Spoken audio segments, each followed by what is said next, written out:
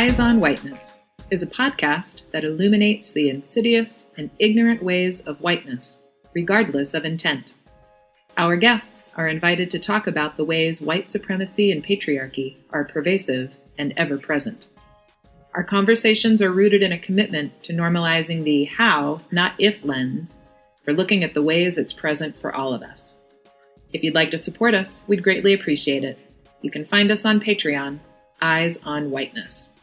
I'm your host, Maureen Benson, and sometimes I'll be joined by Deidre Barber, who will only show up when she feels like it. The podcast is produced by the brilliant and kind Erin Rand Freeman. We're excited to welcome you to the show.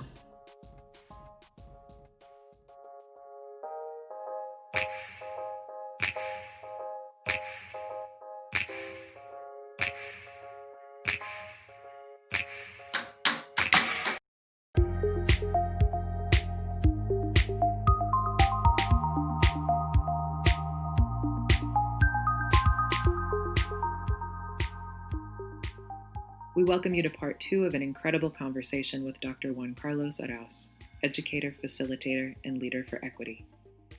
Please note this conversation was recorded as the most recent wave of uprising was beginning after the murder of Ahmaud Arbery. Deidre and I realized pretty quickly when we began that this was a reunion, as the three of us haven't been in the same place in nearly 3 years.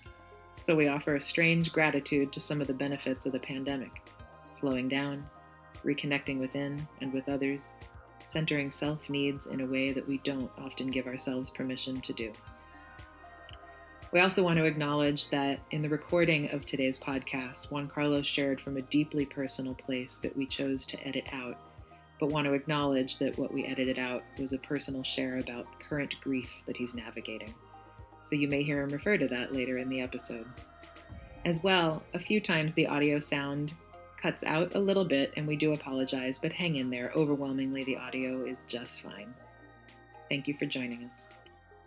I'll use the E3 example as a perfect example. What I saw show up in the organization for E3 is I was trying to pull away, and I specifically these three things, capitalism, patriarchy, and racism, as like, I don't want E3 to actually perpetuate what we're preaching. You know, how easy the capitalism was for people to understand, how easy it was for people to understand, you know, to get away from racism. But this patriarchy thing, where I'm going to call it like a Machiavellian type of power, you know, because it's not just like I'm the man. It's like, no, I'm going to be Machiavellian, say nothing, and then after the meeting's over, I'm going to, you know, make my move and make shit happen. You know, that kind of patriarchy shit.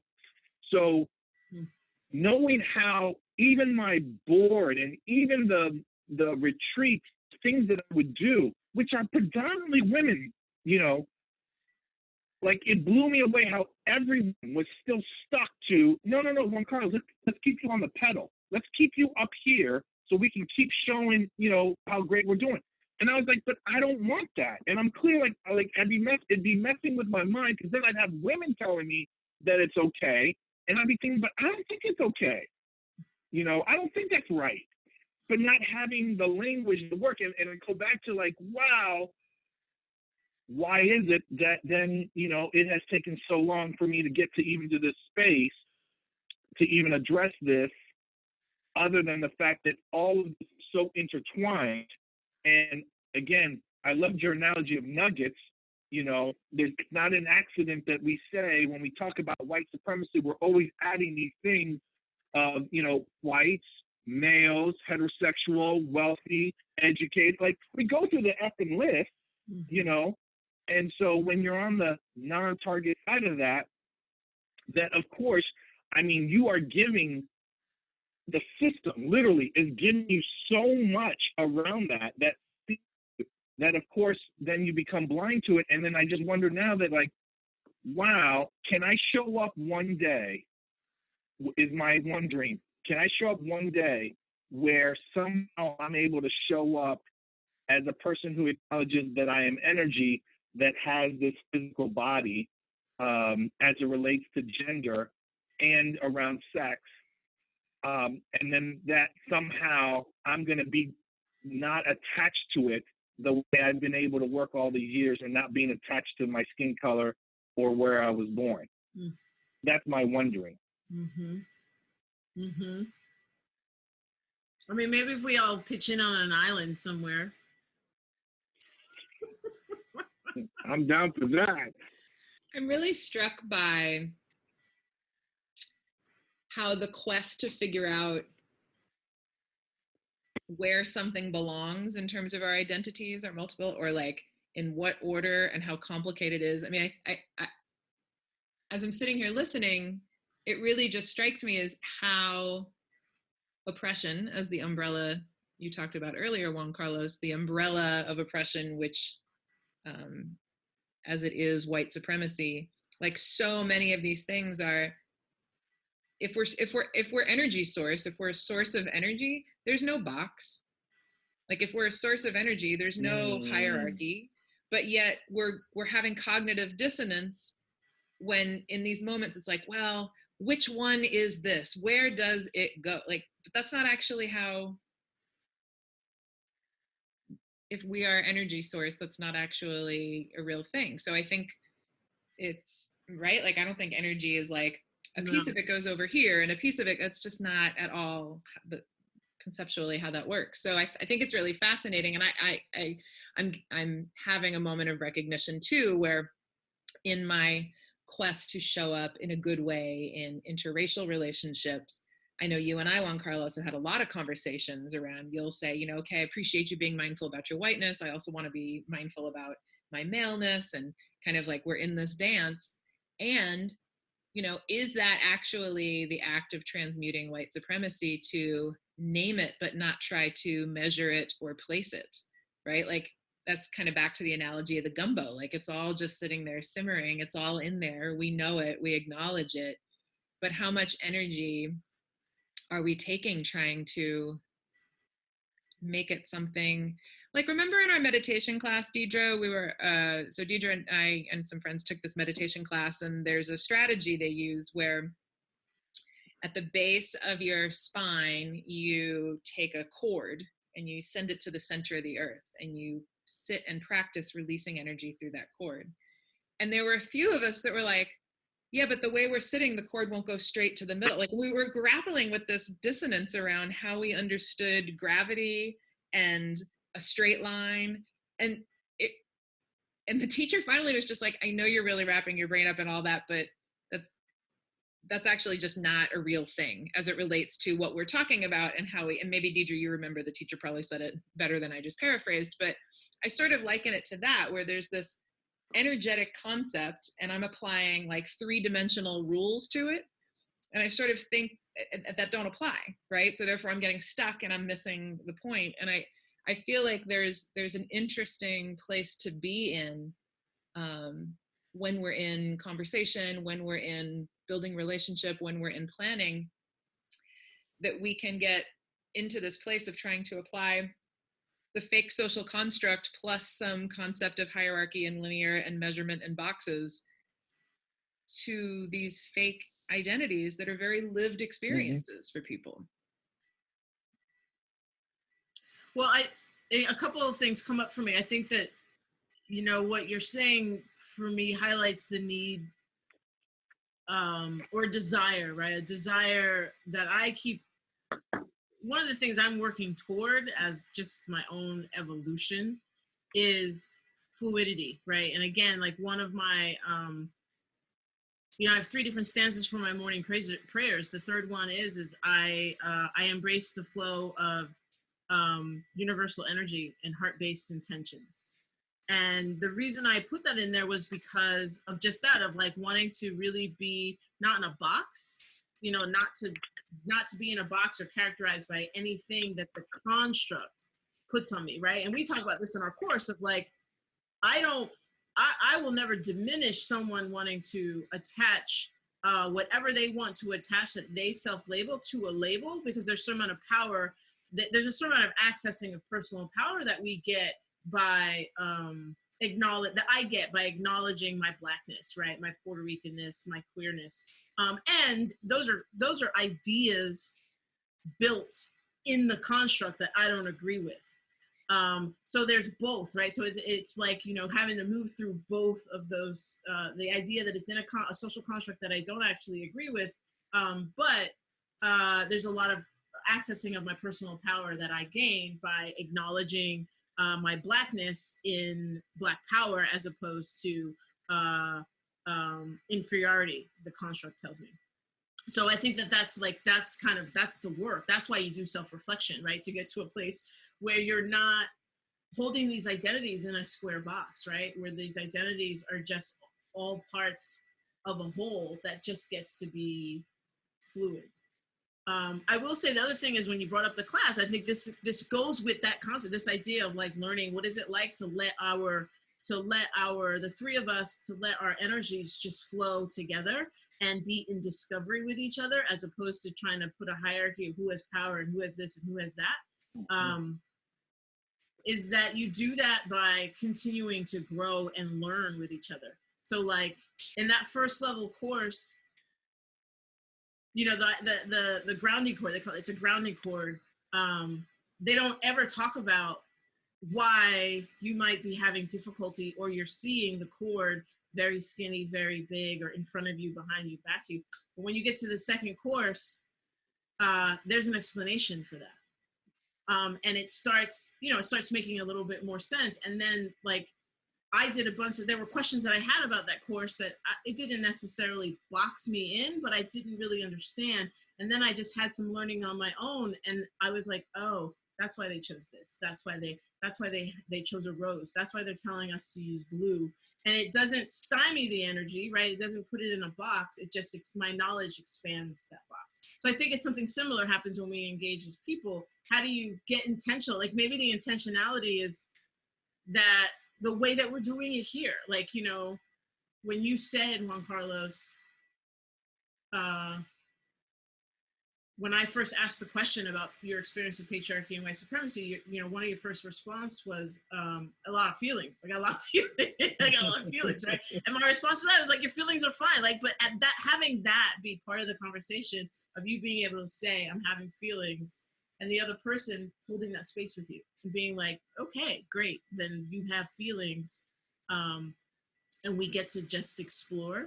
That's what came up for me, Maureen, in that, like, that's the work. The work is like being able to say it, like, because we don't talk about it, acting like those constructs don't exist, I think builds up white supremacy, because that's what white supremacy lies all the fucking time, makes things terribly opaque, you know, like it's like transparency is white supremacy's enemy. So I think it's important to bring all those things to the conversation, but it's like judgment. What do you do with it, right? Like, so judgment is going to happen. Some of us survive our lives by being discerning and having judgment. But the question is, what are you doing with that? So what are we doing with it when all these pieces show up? And how much space are we making for each other to evolve, to mess up, to, you know, like if you say something fucked up because you're a dude, Juan Carlos, we need to create space that, you know, I can say that to you, right? Or if I say something that even you as a man notices that, like, wow, Deidre, like, I'm noticing something and it's kind of giving me a little uncomfortable feelings, you know, and like, I'm not trying to check you because you're a woman, but you just said some shit that I don't understand, you know, like you need to give that space, you know what I mean? Like, I think the same thing, there's times where, Maureen, you and I have had conversations, I'm nervous.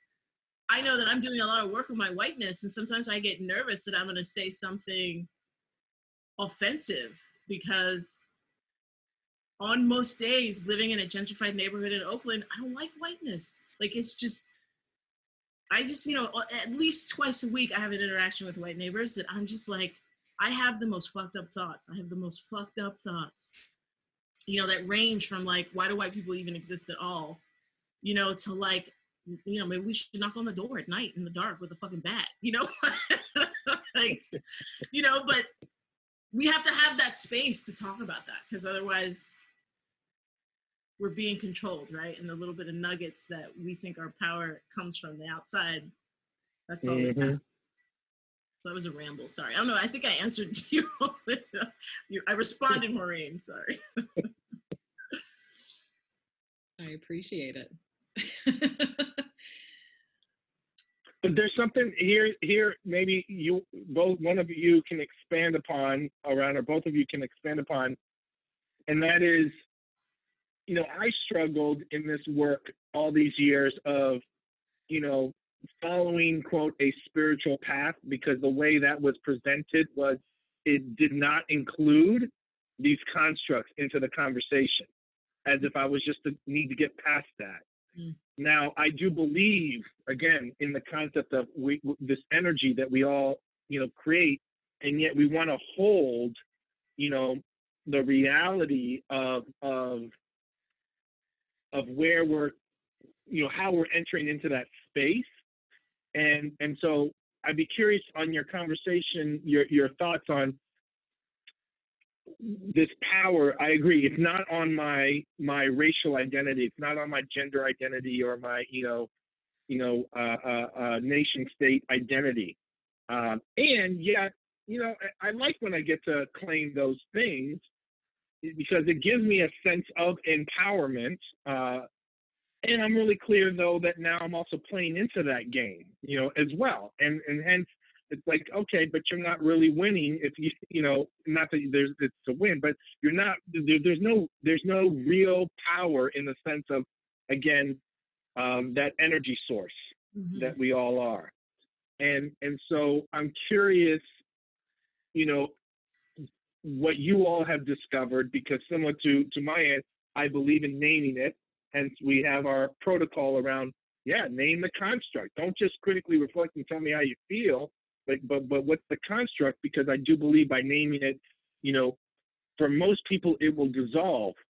But I think to the point that you're speaking is, how do you create the space that the three of us are able to create, of a critical reflective dialogue, of discovery, of holding each other? I'd be curious your thoughts on how that happens. Maureen? It's interesting. I'm excited to release the podcast. You'll hear an interview I did with Ladine King, who talked a lot as a Black woman and the way in which she has been treated in the world of metaphysics and spiritual centers, where she's been chastised for naming different identities. Like, but we're one, right? Like that. And I think, Deidre, you and I talk about that in our course a little bit, where if you skip right over to we are one, that's actual colorblindness, and it doesn't see the wholeness of people. And so I think I was saying all that to say, I feel like this is a theme that keeps coming up, that what does it look like to hold our wholeness, right? And that is complex and in-depth and requires all of the things we've been talking about. It requires me as a person with my power and privilege and my targeted identities and non-targeted identities to do my work so that I can show up in a good way. It requires our relational work to create an interpersonal dynamic where we can see each other wholly and hold each other wholly. And in that wholeness, it also is, some days Deidre is fucking irked by gentrifiers, and like, I know you're my sister, so this doesn't really happen, but like, if we were, not so close colleagues, you might not want to be fucking with my whiteness that day. And it has nothing to do with who I am and what I did on the way, but it has something to do with what happened to her. And what does it look like for me to hold that? Because that is her wholeness, right? When we're walking, when we return to whatever the new normal is and people commute to their day jobs. So that we can, like you said, Juan Carlos, the naming of it sort of, you said dissolves, I think maybe in a moment can dissolve the tension around it. I don't know that it dissolves the experience, or I don't know that I agree with the full dissolving of it, but I think there's a way that then we move from, I've done my work, so I don't need to be pissed off because Deidre's been, taking some shit out on a gentrifier on me, right? Because that's then making it about me and centering my whiteness. I can hold space for Deidre and our interpersonal relationship. And then from that, because she gets to be her authentic self and I get to be my authentic self, we create space to see what's possible. And then there's the interdependency, right? That's the possibility of what we can create. And that isn't a thing that happens in any one moment. It's a collection of different moments over the course of a lifetime. So that by the time I look back over my lifetime, my hope is that the majority of them were of contribution not like right or wrong. I didn't do them well or poorly, but that there's contribution, that when something doesn't go well, when Deidre, I'm just going to keep using this example, we're colleagues and you show up and you project all over me because you're sick of whiteness that day. And then I have a meltdown, that I can start again. In any moment, I can choose to start again. Whoop, I had a meltdown. That reaction didn't go so well. It wasn't of contribution. What's my work? How can I show back up in relationship with Deidre so that we can create something larger?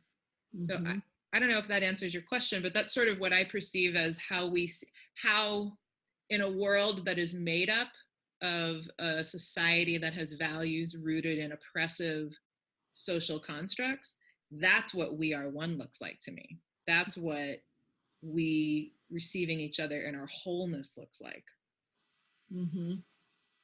Yeah, it's interesting. I agree with all of that, and I think what I thought about Juan Carlos, my initial response was like, oh, we've just gone full circle, because for me it all starts with and the question that I heard was like, how does this get created, right? How does this container, this space, this friendship, this real, this is a three-way friendship, right? And I have relationships with Maureen, Juan Carlos has relationships with Maureen, I have relationships with Juan Carlos.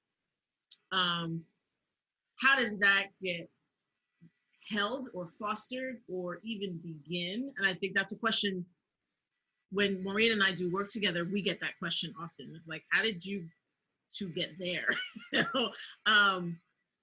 And so it's been on my mind, but I think for me, first and foremost, is that individual work, right? Like, because there's a certain level of individual work I have to do to allow myself to be vulnerable with Maureen, to then allow Maureen to show up or not show up or have her own experience in how I'm showing up vulnerably. Because for me, vulnerably is no filter. And for me, no filter comes with the epigenetic and racial lineage experience of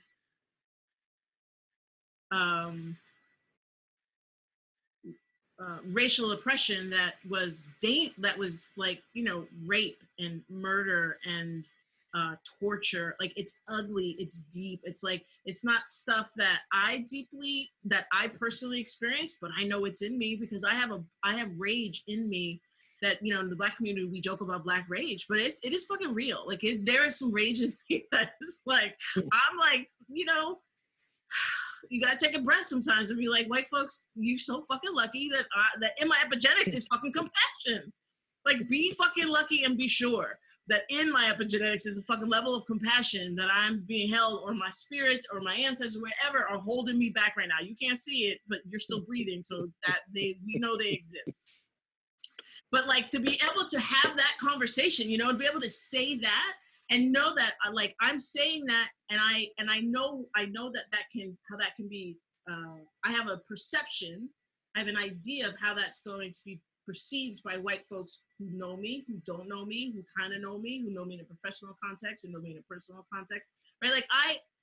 But it takes individual work for me to hold all of that, to then show up in a relationship, but be able to say those things and either build trust with each other, to call each other in, call each other out if we need to, but have those really deep conversations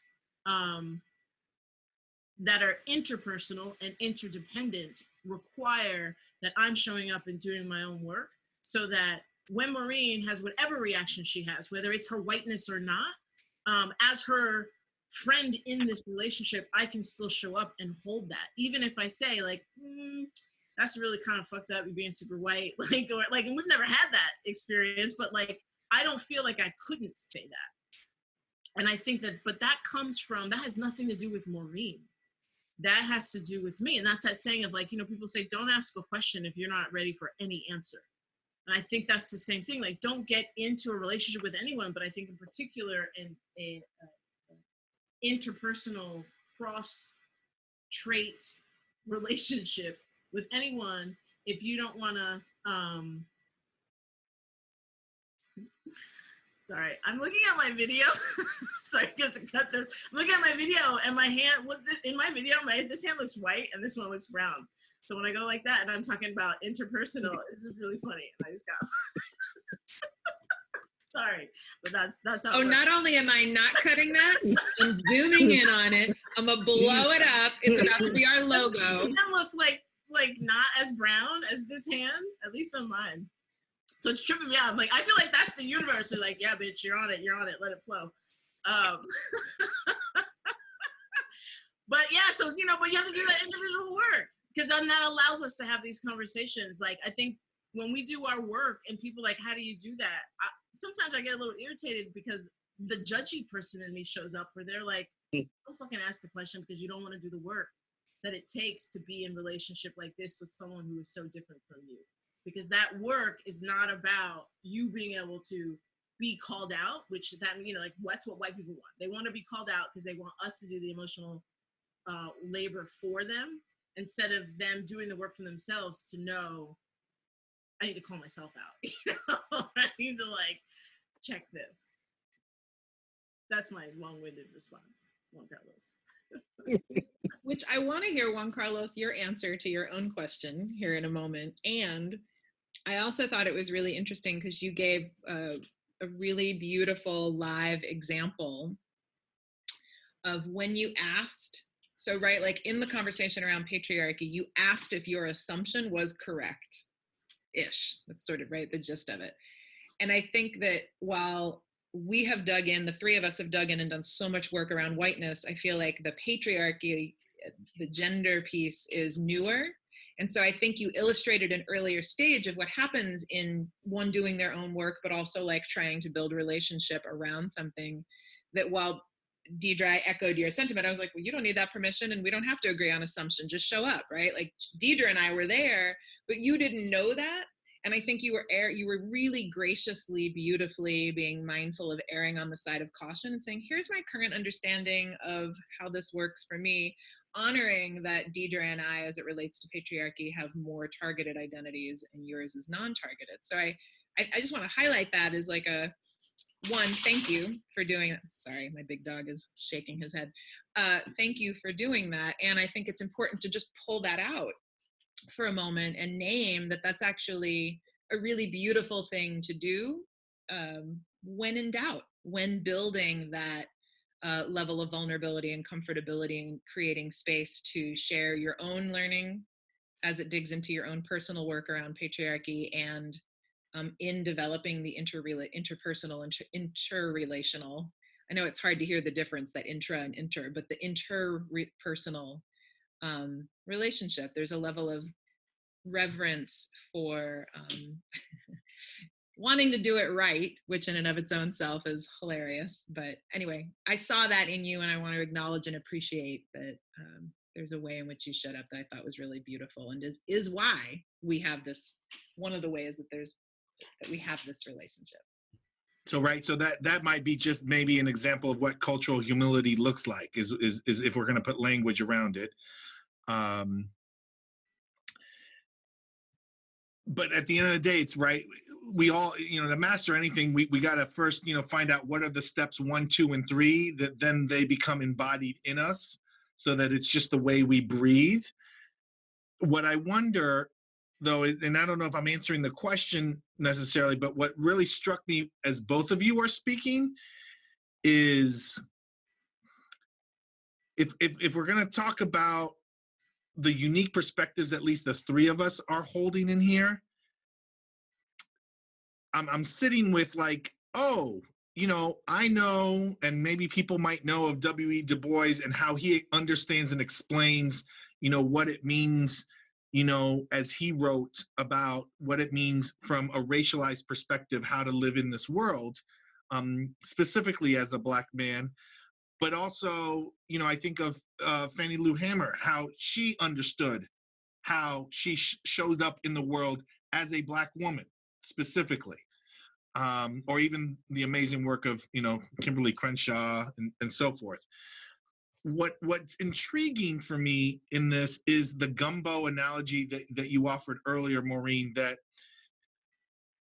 mean, like, I don't know how many constructs we're talking about, but just what people often deal with a lot is race, right? And how we present our gender in this world. And is there, well, where, that's the question. Where does the perspective of this, I don't know what the word is, but almost a paradoxical perspective for you, Maureen, as a white woman to show up, where you're on the target and non-target of things, versus Deidre, how you're showing up. We can have those stories as a Black woman showing up, and what does that mean? Meaning how you present, right? And then what was interesting was the piece that you mentioned, Deidre, earlier about, like, man, I don't know if I want to fuck with Black and brown men, which I could only understand to the nth degree. I really, and I don't know if understand is the word, but I really am aware of that, I guess I would say. And where does that fit into this conversation when we talk about the polarization of a binary conversation all the time? Mm-hmm. And so if we talk about it amongst race and gender, and as a binary, then we can maybe include a white female to speak about this conversation, and the system of oppression allows it to actually, overflow. But I wonder, I'm trying to think off the top of my head. I'm like, oh, what Black or brown man do I know that speaks about patriarchy? In the ways that at least, we're trying to examine. So that's what, I don't know where the safety is. Maybe that's the conversation. I don't know where the safety is to have those conversations, because in the men's circles that I am part of now, that's the question that we keep asking, and it's, and I do think it's different than when you have white people talking about racism and, and that guilt that they have, and even white females dealing with that, kind of target, non-target side. But men of color having that conversation, wow, that, I guess that's where I find maybe maybe that's where the source of my question was coming from, that I'm not so sure that I know where those spaces are as much to even frame of how do you hold those conversations. Because what we're talking about is Deidre, what you mentioned earlier. I mean, it's nothing short of violence, right? In every way. And oftentimes, and not even oftentimes, what we know is then too often how that gets perpetuated, right? So I don't know. Mm-hmm. That's the source of the questioning. I think that where this all comes from, because that's the question that keeps coming up for us. Yeah. It just made me think about how intertwined all of it is. Like, that's such a beautiful, thank you for bringing that into the conversation. Because I think I was thinking about it, but in such a outside of my body kind of way, and you just really brought it in a way that I'm very grounded, very planted in this moment. So I appreciate that. And my thought went to, like, wow, to me, I was thinking, like, how would I have, I too went through the list of, like, Black, brown men in my life, like friends that I have that are Black and brown, and thinking about whether or not I feel like we have created, or the creation creation possibility is fertile enough to blossom a relationship where we can have these deep conversations. And it's interesting, right? Like, the ones that I'm like, and I don't have a lot at all. And the ones that I'm like, sure, I went through, I'm like, but they're already in the individual work around their own patriarchy. In order for me, where I'm at, just me as an individual, have that conversation with them, right? Like, the tools that we have collectively created at this point, I don't know that we have collectively created the tools necessary for us as Black and brown folks to have that conversation because of the really violent engagement we have had with white supremacy. Like there's something about, for me, there's something about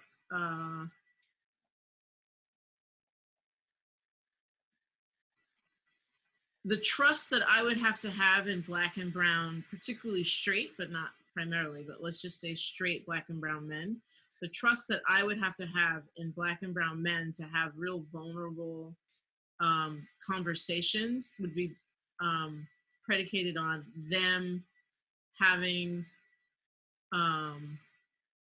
already an aperture or an opening to understanding that their maleness subjugates my femaleness the way that whiteness subjugates their Black and brownness.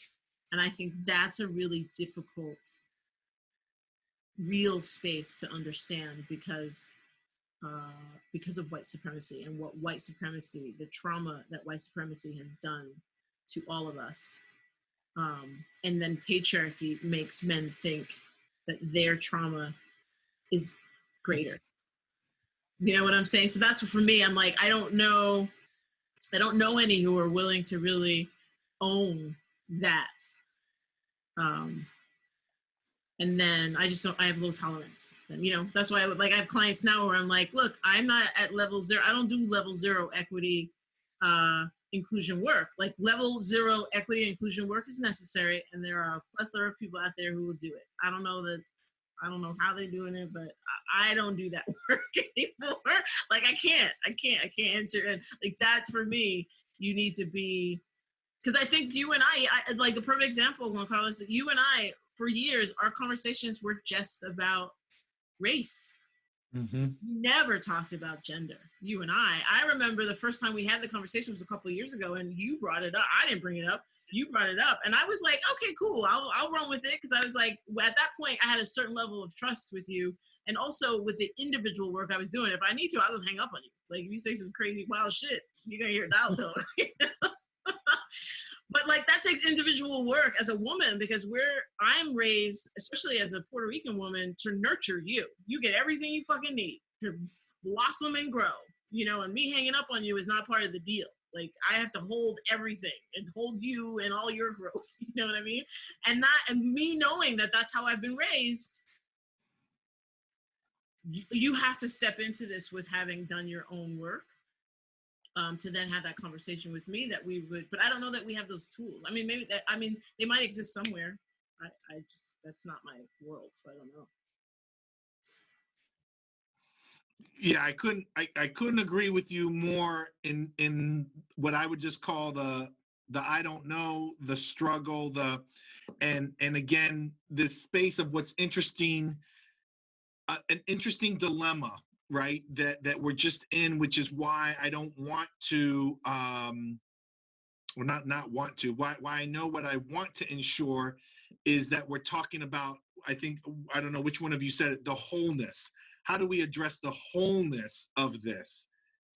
But in particular, the example, because I'm present to the example of gender and race, how too often, to your point, one trumps the other, or what makes it even, what I'm going to think even more complicated, and correct me if I'm wrong, again, you know, we may want to edit this one out or not, but like, I don't go around, you know, when I used to travel around, you know, I don't remember having white folks struggling with, like, you know, what I hear white folks struggling with is, you know, they repeat a racial joke and somebody says in the room, you know, oh, you can't say that racial joke, you know. Maybe at a higher level, they say something about, you know, watching a television show or supporting something that perpetuates racism, you know, something. I can see that.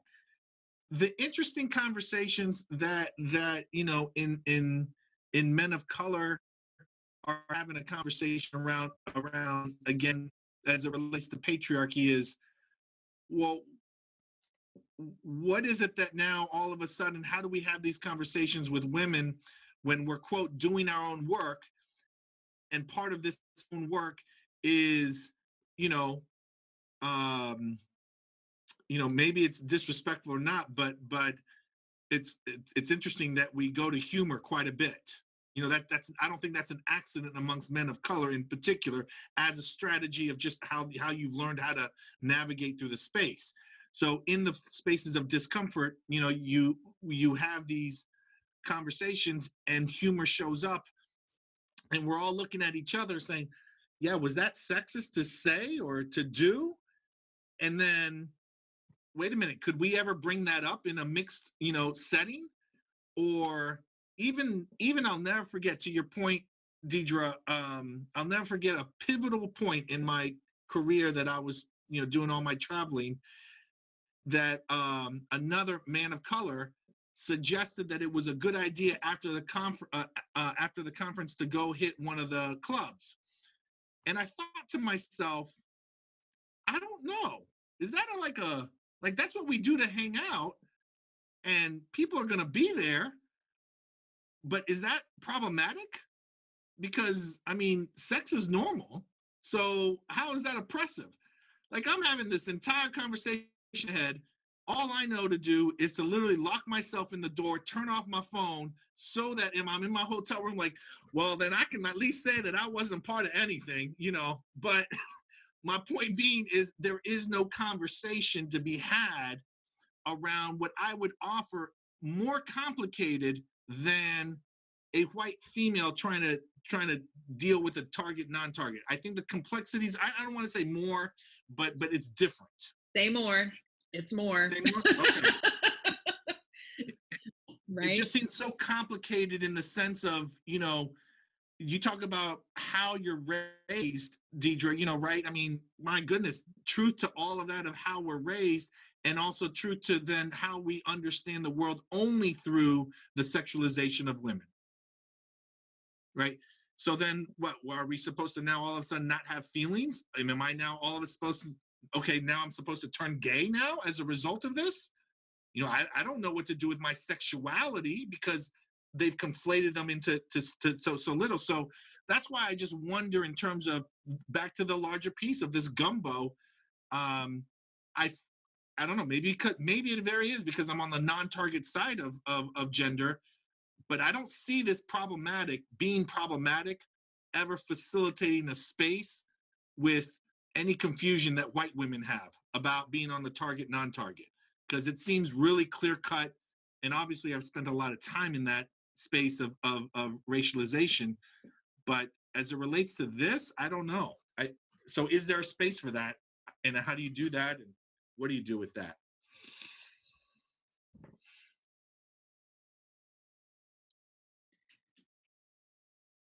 I think that it's so, Deidre, you're just going to start drinking water as soon as Homie.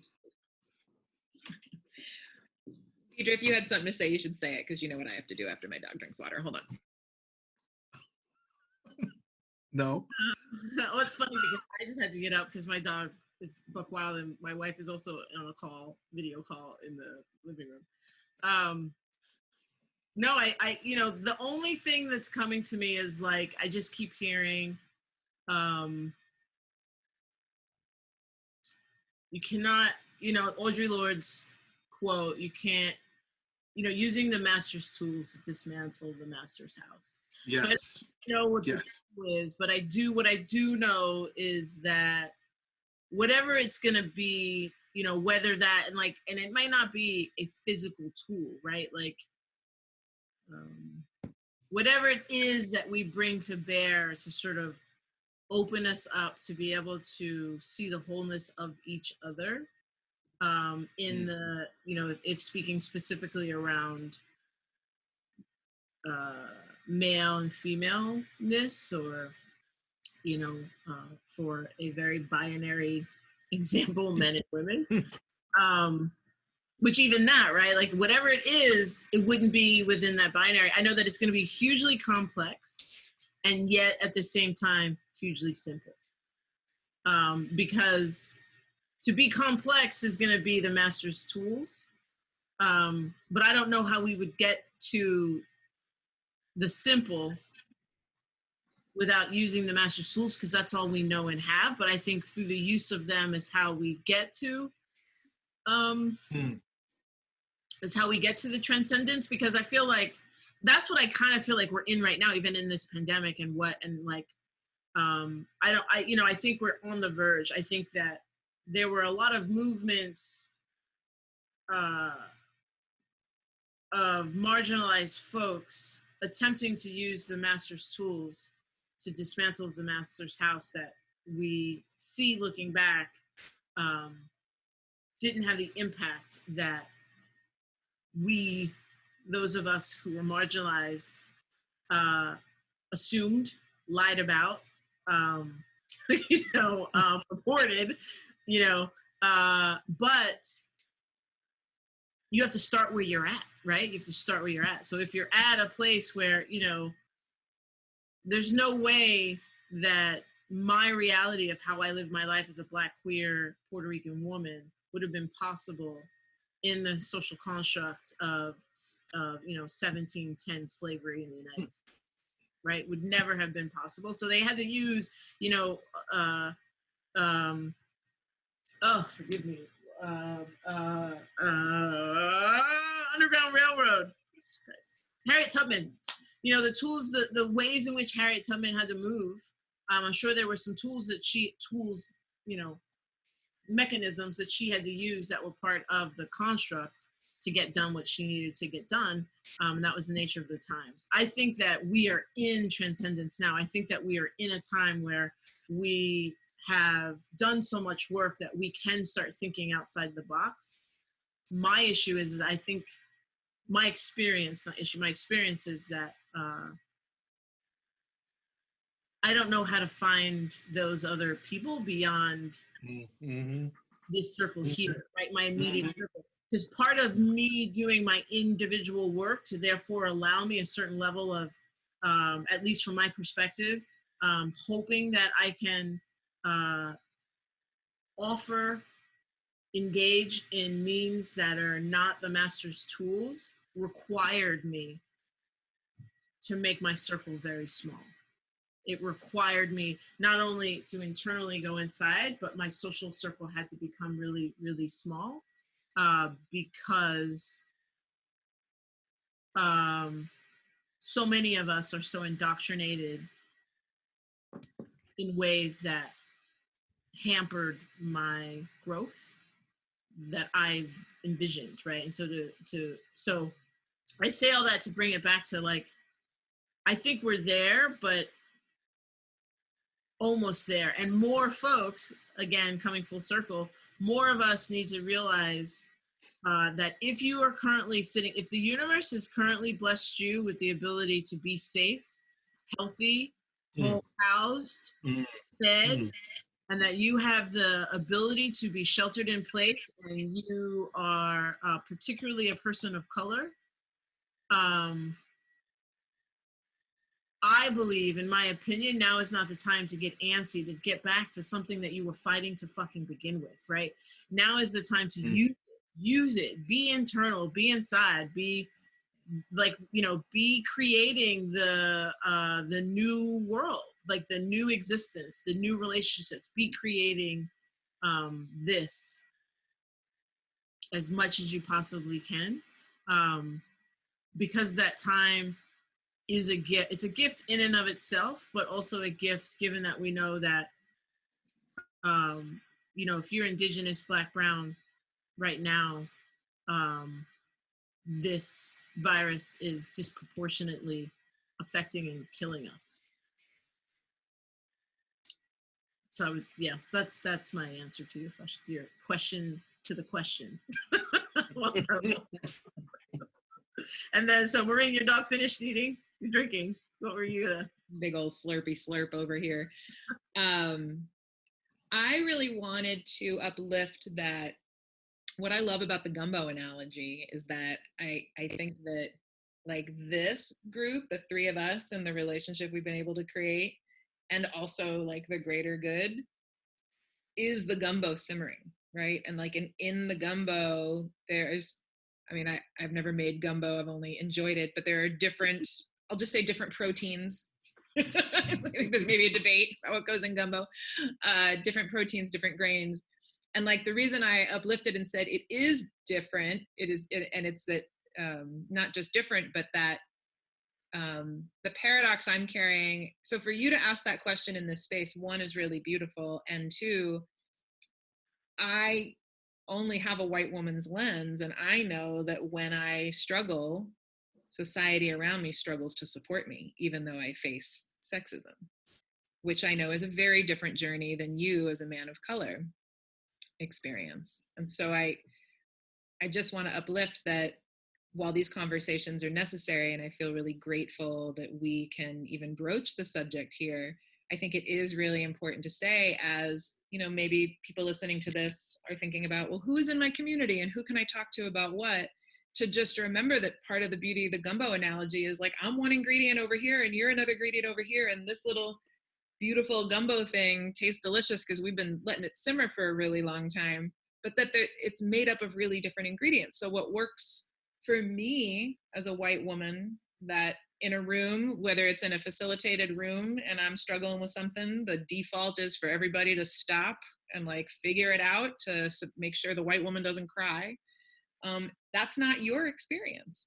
And so I think that's a really, I'm frankly, I'm a little haunted by the question of where do you get to have this conversation as a man of color digging into patriarchy and the role that gender plays, because safety is key, right? And so then do you create, what does it look like to create a space that is not burdening? I think Deidre, you said it really well, that like it's an entryway for you to even be in relationship with men of color is for them to realize that in the dynamic, right, the way that gender is playing out, although you both experience harm based on your skin color or experience oppression in the world based on your skin color, that the way gender plays out, that at the end of the day, you're going to be even more harmed, right, or experience violence. And, you know, so I can sit here and I can begin to speculate all of the different places to have those conversations, but they're, like, as you said, Deidre, it's really complex, and you deserve that space, Juan Carlos, and women of color deserve a space to not have to carry the emotional labor of holding that space, right? So then it's that back to the gumbo of how do you create relationship where that's an invitation, right? But and then also men of color need to be having these conversations, I think. Just like white women, we need to be having these conversations of how do my tears enact violence, right? Like, so we have some similarities in that my white woman tears are absolutely violent. And what are the ways that gender creates violence? And I don't know, I'm haunted by the question, because I realized that in the initial answer, I just jumped right to a place of erasing you, actually. I jumped right to a place of talking about what the interaction was like with Deidre and I, but it's really true. Like, this is the way that whiteness plays into the conversation of patriarchy. White men just would be considered differently than a man of color in this conversation. And so I just had that, like, we were talking about the individual work. And I think even within the gumbo, it's like those individual proteins are all doing their own thing to bring their flavor to the whole. And so I just had this thought of like, there's a certain amount of space, like in the work that you and I do, Maureen, like, we just did, which really impactful for me. We just did a session with an organization in which we did affinity groups. We had a group of color and white people. And we were very intentional about both of us as facilitators would be in both groups. for different reasons, right? I think for me, I think it was important to have Maureen in the room with folks of color because there's places where I'm just not going to understand whiteness, and I always have questions too, like, well, why people do that, you know? So you need a white person in the room for that, and I think I'm okay with when being supported by my white sister. I'm okay with being the person of color in the room for white folks. One, because I have that support, but two, I'm doing my own work and grounded in a certain sense of self-security and personal power in my race to be able to hold space and hear the things that white people say that would really, that for some folks of color, it's very traumatizing and triggering. And even for me, it might be triggering, but I know that like I'm doing so much work that I know I have the tools to release that trigger, understand the trigger, and support these people in the room through their process and not make it about me, right? Understand that what they're saying is part of the construct, and I can support them. And I feel like the same thing would be very beneficial to a group of men of color, to have a woman of color be able to hold that space. And it goes back to, we need more time. Like something like a pandemic allows women to take that time to create that space that would a pandemic gives us that space that would otherwise often be in a construct that we're doing our community work on top of the emotional holding and labor of our brown and black men. So the pandemic allows that to be taken out. For some of us, right? Well, particularly for a queer woman who has no men friends, right? So kind of moves it out of that. It moves it out and allows us space to develop that security and that personal power to then be able to be in a room with you all and be that soundboard, right? Be that person to be able to have that conversation. I think that that's a possibility. Like talk about it. We were just talking about, well, what would be a tool? There's a manifestation, a mechanism for that. And I think we're getting there. And it's just, I think the important thing is like, the full flavor of the gumbo is not the full flavor of the gumbo until it's the full flavor of the gumbo, right? So while there are women in the world creating space for themselves to be able to hold space for you, brown and black men, need to continue to doing the work to know to be asking those questions and just keep asking them, even while, because we're all in the gumbo and we're all moving to full flavor. So maybe that's the answer right now is like, the process of moving through full flavor is, tell the universe what it is you need. Y'all need a soundboard, like a woman in that room, a human who identifies as a woman of color in the room with you to sort of help you process through this. And I think that's coming, like it's on its way. Because it goes back to like, I think for all of it, Maureen, one of the things that we've ended our course with, like you've said this, because since I'm such an isolationist, I didn't come to this, but Maureen's constantly reminding me that much of the work that we're trying to help people get to toward the end of what does it mean to be cultivating intersectional leadership at the level of interdependence. That's a process, but much of the work that we envision people being able to hold together in that interdependent point happens along the way. Right? So we're each playing our own part to get to this place of interdependence. So I think maybe that's helpful, Juan Carlos, to know that you're on the path, right? And like, just maybe at this point, your men's group is just not quite there, but it doesn't mean you're not doing the work of being part of full flavor. You're just part of full flavor, I think there's probably multiple ways that you all will be able to have that conversation to further it, to go deeper. that's one of the ways. I do think we're not going to get through this individually, although the work starts as the individual. We're going to shift the paradigm and the dynamics together, you know, as a community. As much as I, to my chagrin, I could do this all by myself on my own little island. I really do. But I know that's my work, right? Like I know that means, that tells me I've still got some work to do, because I'm working toward wanting to be around humans. Does that make sense, Juan Carlos? To you? It makes sense to me. But yeah, it's helpful around.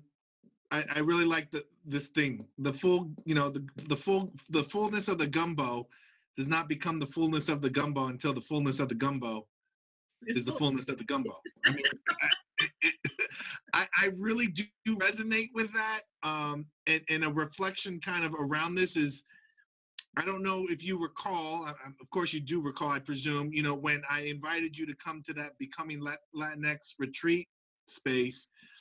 And what it reminds me of is again, and again, I don't know how to gumbo either, but I'm going to go ahead and act like I know something, which might be, but it's this thing of like, if you have a vision around something, you just keep working and chipping away at it. And there's something that definitely has called me around that space that I brought folks together. And what's interesting is, just as the evolution and back to the pandemic, what's interesting, that was like maybe 3 years ago. And what's interesting around that is, first, a language that I had used was Becoming Latinx, because how I understood the terminology, because I geeked out on it, is, yeah, it's the emergence of both tragedy and brilliance. You know, that's what Latinx is. And, you know, I'm speaking to the world. The world maybe didn't geek out as I was geeking out. But I invited 50 people, right, you know, to come to a part 1, part 2 space, very intimidated about inviting, you know, white presenting people to the healing space. And what was interesting is that even as we got into it, first, ironically, it was predominantly women who showed up than men. So again, you know, back into like, why can't this happen when I'm making a call to action? And the evolution of where this has continued is this understanding for me, again, whether it's, you know, I'm making it up or not, I don't think so, but is, I don't know if the vision is so much needs the tweaking as much as we haven't found the right people, because we haven't found a way to ask the right questions to invite people so that they can be ready to come into that space. And I've come to appreciate that, even though you think that the first rubric is, do you know the language? That goes out the window, because how do you really know if someone's really working on themselves other than through relationship, that you are engaged with them to see that to happen? And I started to realize that now, by the way, we call it just Becoming X, because we like keep out, you know, whatever preconceived notions people have, and have been committed that there's something about the land that has to be cultivated in that space. Mm-hmm. So we did it over, this last one we did was in La Paz, which is where Cesar Chavez and Dolores Huerta, like, literally cultivated the land and lived on this 300-acre plot of land. And for the last, whatever, 40 years, they've just been cultivating social justice and all of this. And so it's interesting, in this last session, there was only 12 or 13 of us that attended. And I won't say it was the right people, but what's interesting is just every iteration has been, how do you identify the right questions to ask the right people to be able to come to a space where people are doing their own work so you can engage? And interestingly enough, this space of only 12 to 13 people, half of them were men and half of them were women, and the men were all men of color. And we, you know, and I asked the women too, so they enjoyed the space too. But as men of color, we all walked away with, okay, we didn't get a beat down here. You know, we didn't get a beat down. We could, you know, be there in that space in a different way. So it's interesting to your space that your phrase of the full gumbo can't be the full gumbo until it's full. Yeah. So I appreciate that. I wish I knew more tools or more, you know, obviously I want to have it all happen because it seems like, you know, the opportunity is right now. And I laugh, I'm like, where am I going? I have nowhere to, it is raining right now. I have nowhere to go. Nowhere to go to just be. And it's interesting, that machine that's in all of us that keeps pushing us. And I don't know. The other day I was meditating. This is the last reflection I'll share here on this. Is I was meditating, and I feel the energy in my body, like go back and forth. Like I'm just sitting there, but I could feel the energy moving. And as I slowed down my breath, the energy started to slow down back and forth. Mm. But what's fascinating was, again, I don't know what got in me, but what got in me was, this is not safe. This is not okay. I need to get out of it and just start moving. So it's just interesting, again, that peacefulness, or what I think is peacefulness, but apparently I'm hella scared of just it's this movement that we seem to, or I need to do. And to me, I'm going to go back to this whole thing that got me into this conversation when you invited me, Maureen, like that's what white supremacy looks like to me, is that I couldn't even be in my own, woo, felt something there. Okay, calm down. You couldn't even be in your own body. Is that what you were going to say? Yeah.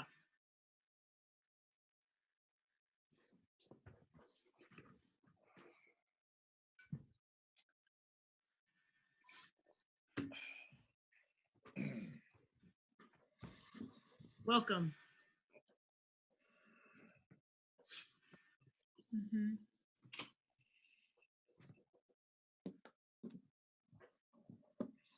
I just had the thought. I was like, "Oh, our gumbo flavor changed. You just added more flavor to our gumbo."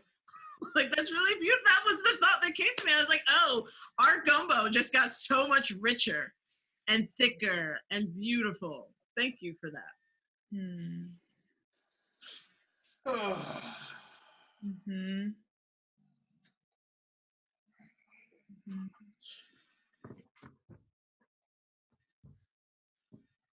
Yeah, thank you. Thank you for being exactly who you are in your fullest self. And for as much of that as you were able to, willing to let come up. And also, that was just enough. Mm-hmm. You're perfect exactly the way you are, and exactly the way you aren't. You know, I was thinking when you said it was raining, I'm like, you know, it's interesting. Right before you were saying that, you were saying like there was certain level that stillness. Well, it makes sense, right? I know that feeling. Less so now because I've been meditating for so long now.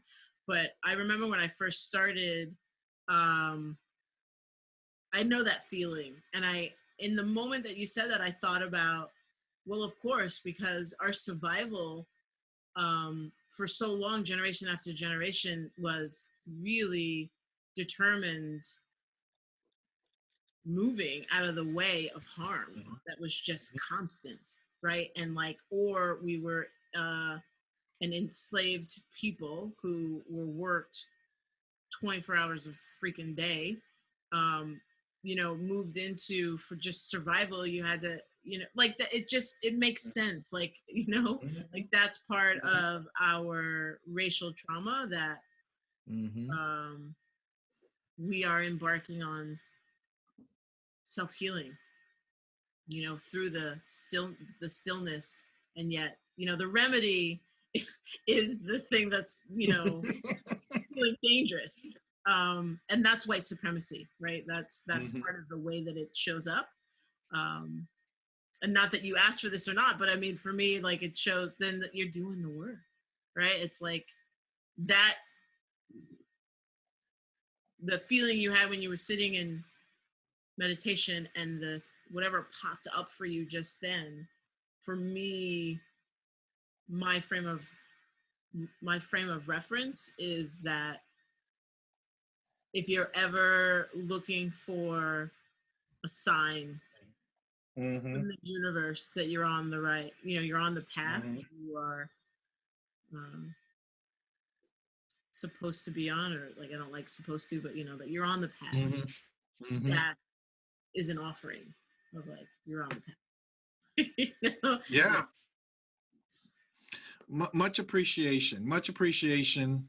And again, what's fascinating is, again, just to name the patriarchy piece of how quick and easy it is to access the space of frustration,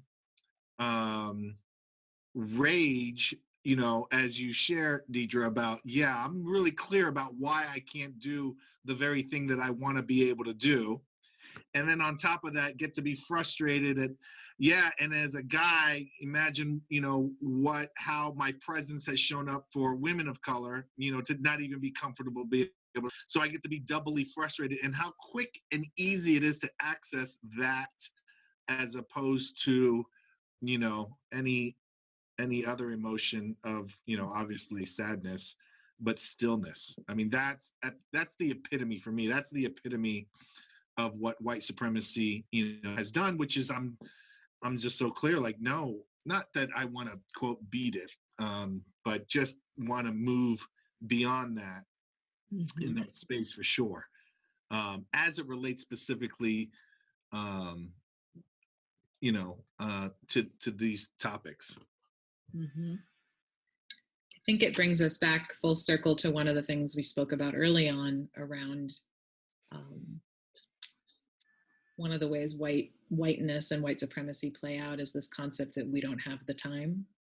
And I think the myth that we don't have the time is really, one, it creates a value, like, you're not doing anything of value unless you're keeping busy. But what you just showed us so beautifully is that actually the taking the time to just be is the necessary healing. And that's why white supremacy doesn't want us to have the time, because if people had the liberty and the freedom to sit and be, we would get connected to the emotions and the feelings and the thoughts and the energy that is absolutely an appropriate and necessary response as part of our collective healing. Right? But the world is telling you, as a man of color, like, you just got to keep it moving. Don't you let that throat close up. You better shake it off, get it back together, keep it pushing, right? And what is that? What is the cost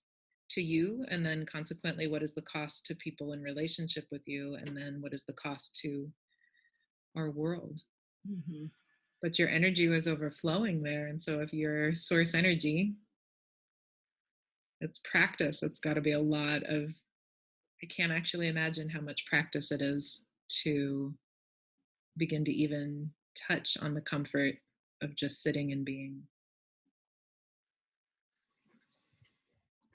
Thank you for practicing.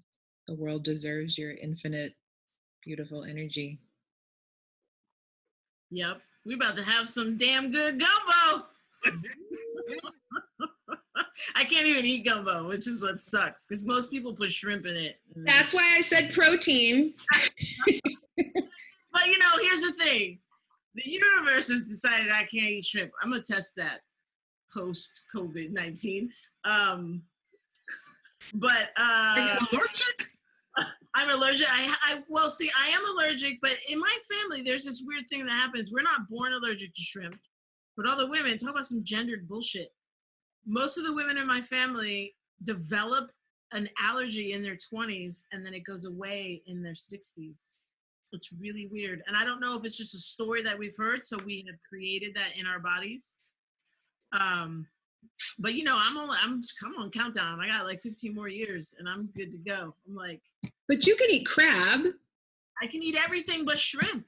Right. I do get a little like mussels and stuff. I have a little bit of a reaction, but not too bad. But most people put gumbo and shrimp, and I never say anything. I just don't eat the gumbo because for me, I feel like it ain't gumbo if it ain't got shrimp. Like honestly, and I think that's a Caribbean thing. I think that's a Black Southern Caribbean thing, and I'm like, I don't want to hear no shit about it being gumbo if it ain't got shrimp. But I can't eat it. But how delicious would it be with crab? I know. Hey, I'm a work in progress. That like I need to expand that thought. I'm missing out. My own thought is limiting my experience. Trust, I'm processing. That's white supremacy. Like what? That's the only clip you need. My own thought is limiting my experience. I know it, and yet I'm still saying it. That's how Trump became president. Wow. I'm gonna stuff some crab and put in that little shrimp. You won't know. Then I won't know, right? Exactly. I'm fine. I thought about that. I was like, maybe I should just like have someone secretly. I have an EpiPen. We'll just have the EpiPen. I was just gonna say you better have an EpiPen before y'all go playing with my sister's life. Oh, well, Juan the Carlos, days of crabbing and shrimping. Oh my goodness, those are fun days. yes. Where did you do that?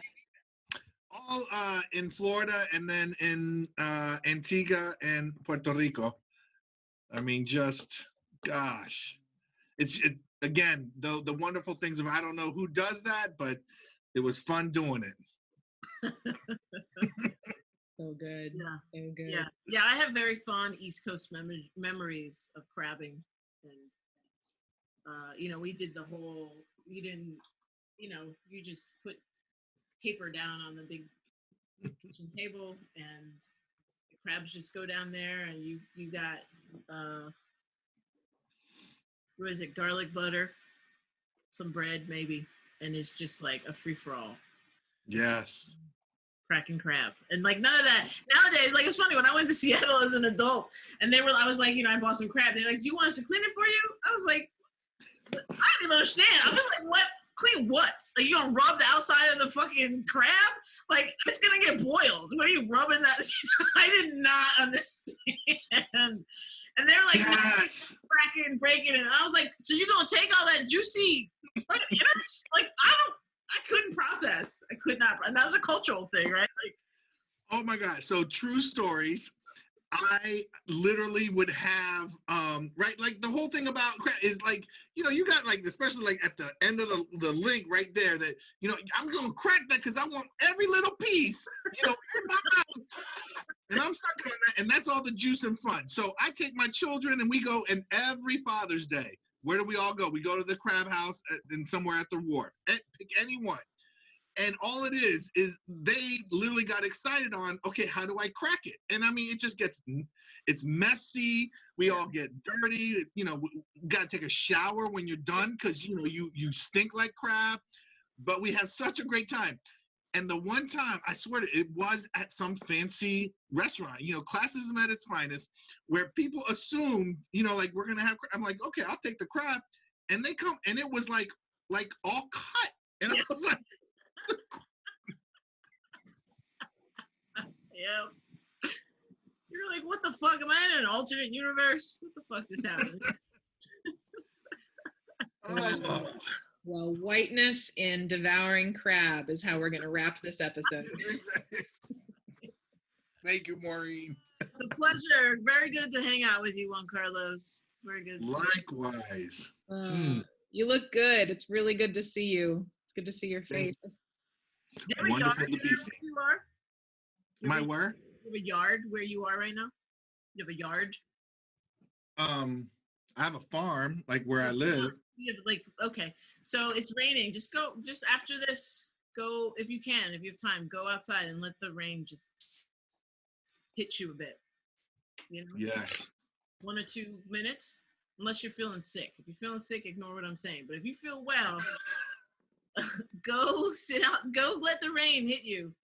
Yesterday I was outside, last night. It was freaking gorgeous. Like the lack of pollution that we're putting in the air is so clear and like I was like, holy fuck, I haven't seen a day like this in the Bay ever. It was just stunning. So I say that to say I would imagine the rain falling right now is not like rain we've ever experienced in our life. Point. So go, especially if you're a Marin. You're a Marin still, right? Yes. Stay outside, brother. Go get some rain. Go be indigenous. Okay. Thank you.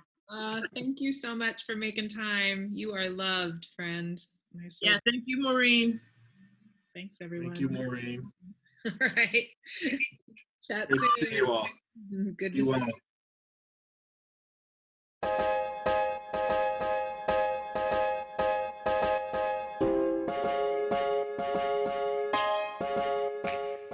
Thank you for tuning in to Eyes on Whiteness. We appreciate you listening, and if you're able to support us, don't forget you can find us on Patreon, Eyes on Whiteness. Every little bit helps. Until next time, take care of yourselves and each other, and keep disrupting white supremacy in yourselves and each other. We got a lot of work to do. Take care, y'all. See you next time.